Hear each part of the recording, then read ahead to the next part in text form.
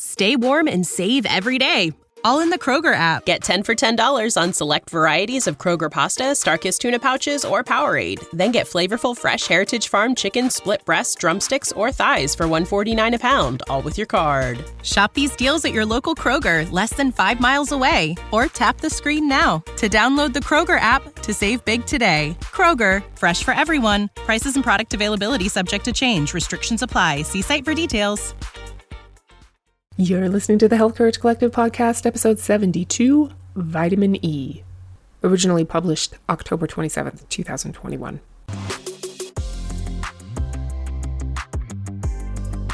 Welcome to the Health Courage Collective podcast, the show for women who are too busy to slog through hours of generalized, inapplicable, and often contradictory health information, but too smart to ignore that a few minutes of focused attention now can prevent years of suffering in the future.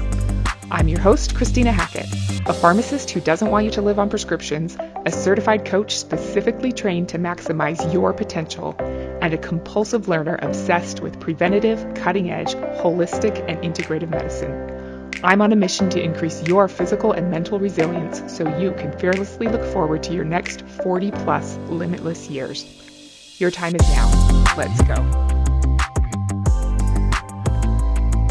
Hey, welcome to another episode. So happy to be here with you this beautiful November day. I hope you're doing great.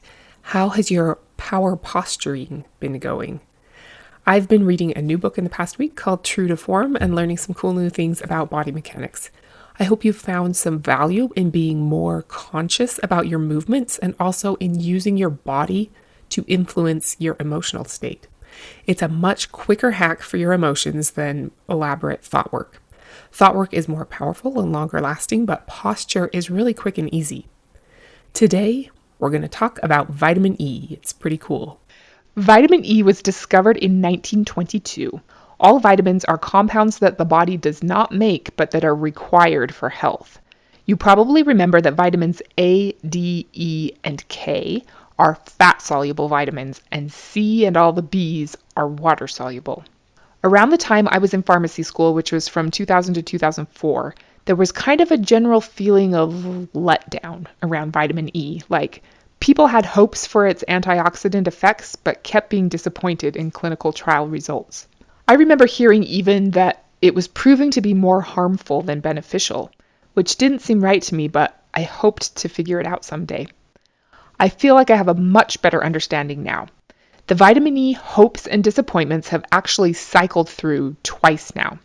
In the 1930s, doctors were beginning to see improvements in coronary artery disease and other cardiovascular diseases by supplementing with vitamin E. 1930s and 1940s medicine thought it had great potential. Then, in the 1950s, those benefits were supposedly debunked by more studies. 1950s medicine thought it wasn't anything very beneficial. Then, in the 1990s, new studies started coming out showing it to be beneficial again, especially a study published in 1993 in the New England Journal of Medicine reporting decreased risk of coronary artery disease and other cardiovascular conditions due to vitamin E. Then, in the early 2000s, those findings were again supposedly debunked. There was a meta-analysis published in 2005 showing that 400 international units a day of vitamin E supplements don't prevent cancer or cardiovascular events after all, and may actually increase the rate of heart failure and prostate cancer. Almost everyone in the world, including most doctors and dietitians, don't really know why this is. But since we're not normal here by the end of this episode, we will. How cool are we?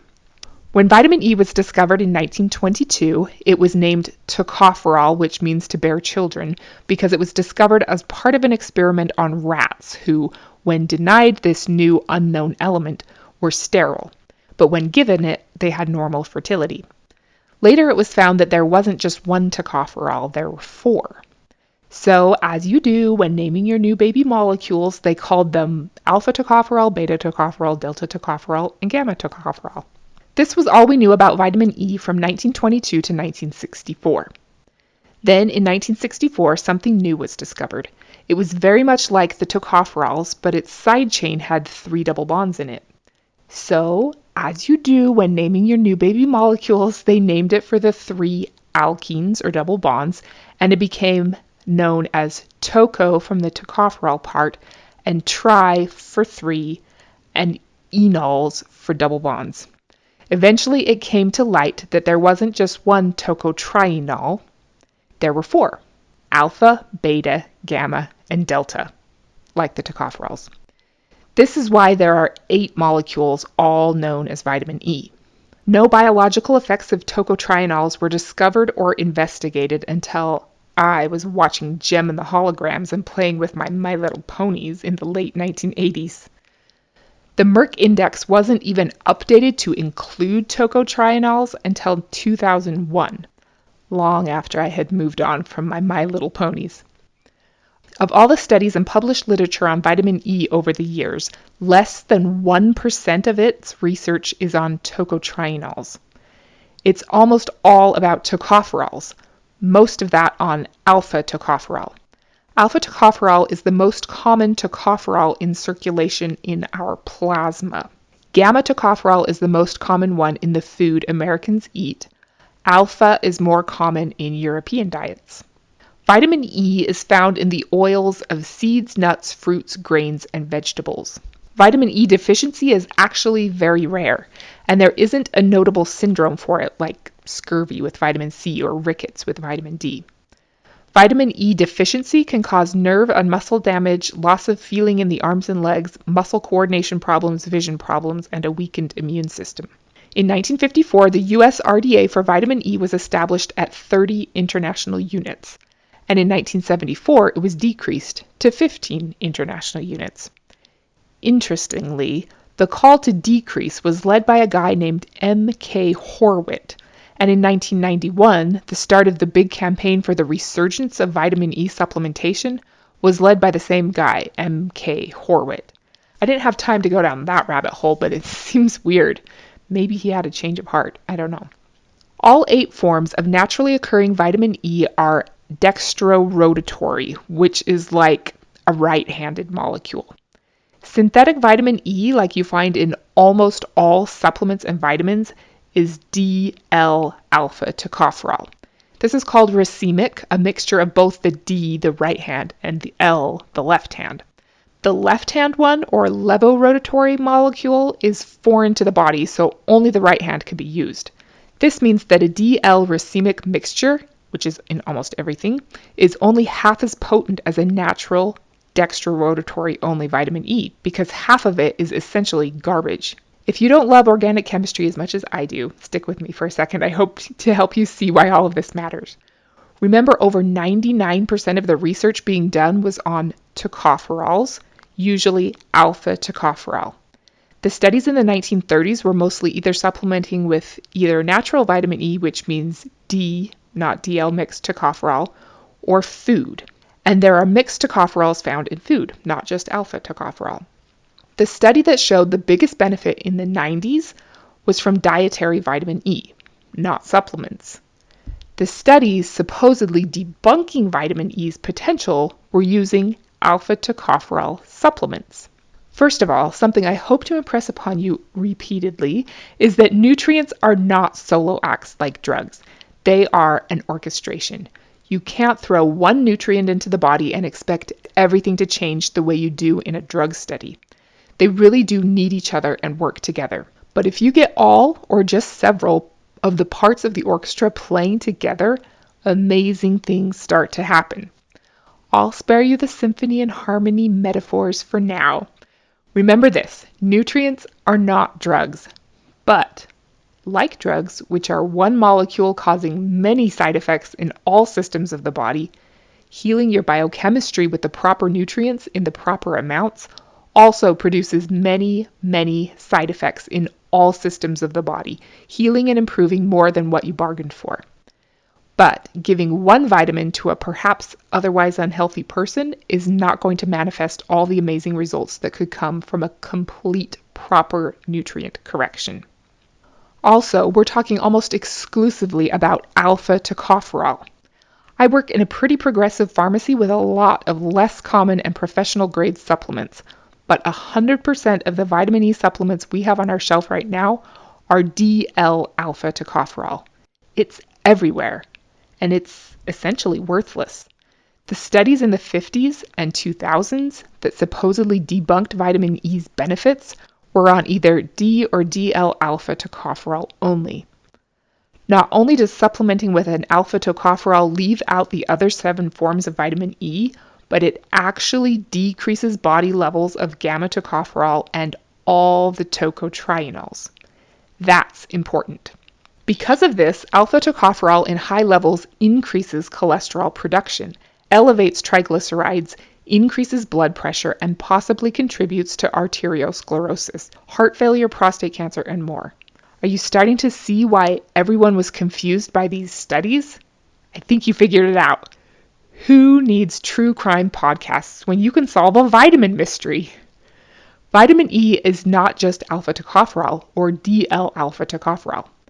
That's over 99% of what's available and 99% of what's studied, but only 12%, that's 1/8, of what is called vitamin E. Alpha tocopherol isn't completely worthless. Well, L-alpha tocopherol is. But D-alpha tocopherol is only good as a small part of the collective whole of all the vitamin E molecules. When given alone, it can make things worse, for real. Plus, most DL-alpha tocopherol made for vitamins and supplements is made from Midwestern grown soy, which is not good. I'll save that discussion for another day, but I avoid it, and I think you should too. Hey, I just wanted to quickly interrupt and say good for you for being here listening to a podcast about improving your biological age relative to your chronological age. Have you ever thought about slowing the biological aging of your skin? If you heard my episode 55 about senescent cells, then you know that the accumulation of these undead cells accelerates all of the problems of aging. Well, now there's a topical supplement you can put on your skin that reduces the accumulation of senescent cells in your skin. This reduces wrinkles, but also all other skin conditions caused by thinner, weaker, drier skin. It also reduces the formation of age spots and increases collagen and hyaluronic acid production within your skin. It's a peptide called OS01, and it's in a product called OneSkin. I use it every day on my face and neck, and I've noticed a big difference. I would say my skin is more moisturized, but that's not a good enough description because it's not like when you put moisturizer on, but your skin is still dry underneath. It's the exact opposite. The topical supplement isn't greasy at all, but my skin is plumper and healthier from the inside out. I'm a big fan. If OneSkin sounds like something you'd like to try, there's a link in the show notes to get you $20 off. All right, back to the episode. Interestingly, soy has more gamma tocopherol, and that gamma is extracted and chemically manipulated to become DL-alpha tocopherol to put in vitamins. So strange, the things we do. The tocotrienols were the Johnny-come-latelys to the vitamin E scene, but, like Daniel Craig, sometimes the new guy is way cooler than his predecessors. Not that I have anything against Sean Connery, but come on. Did you like the new Bond movie? The wait for it, or any new movie to come out, seemed so long, and I do love Daniel Craig as Bond. I'm sad that this is supposedly his last Bond movie. Like 007, tocotrienols have been operating under the radar, and they have some pretty cool tricks up their sleeves. All vitamin E molecules are antioxidants, but tocotrienols are 50. That's 50 times stronger antioxidants than the tocopherols. This protects a whole host of things, especially lipids in cell membranes and LDL cholesterol, which are very important.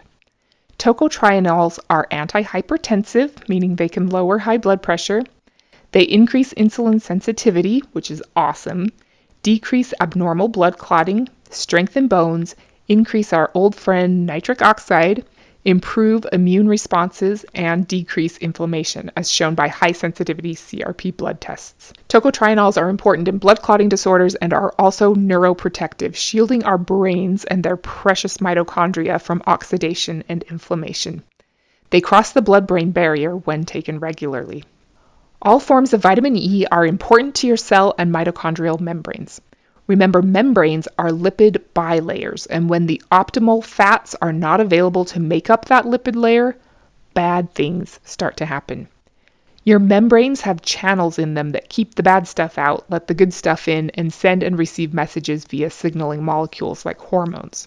You want to give your body every chance to make beautiful, flexible, healthy membranes.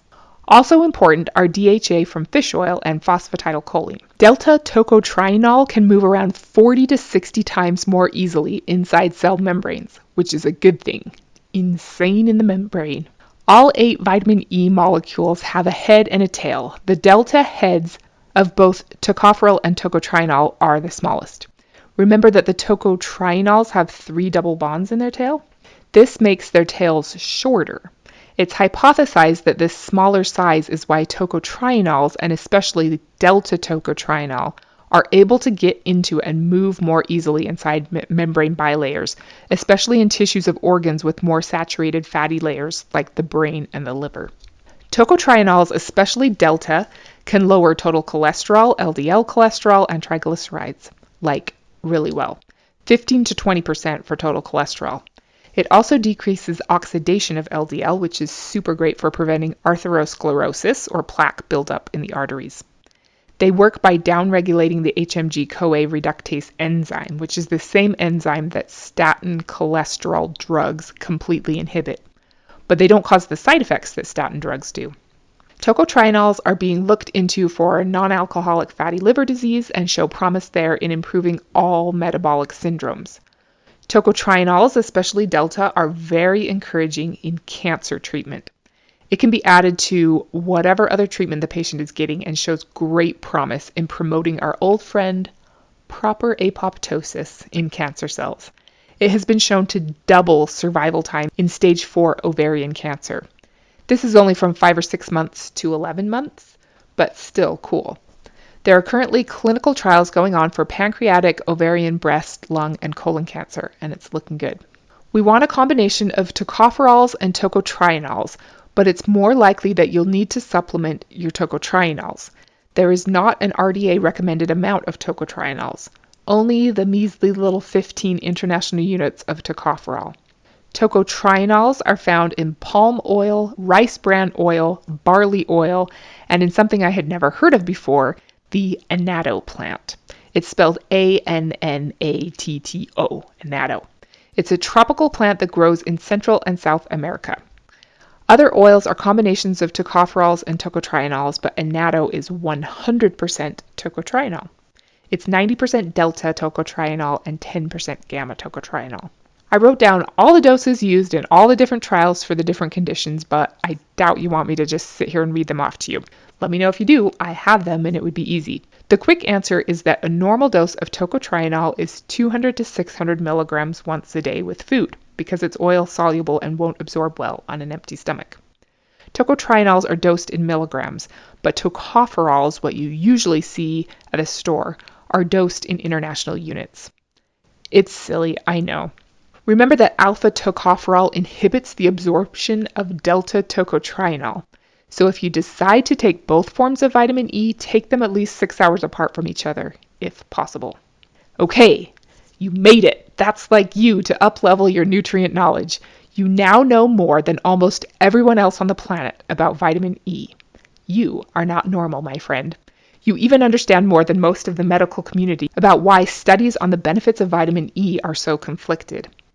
I love this kind of stuff. It's super fascinating to me, so I hope I didn't bore you too much, especially getting into the molecular structure descriptions.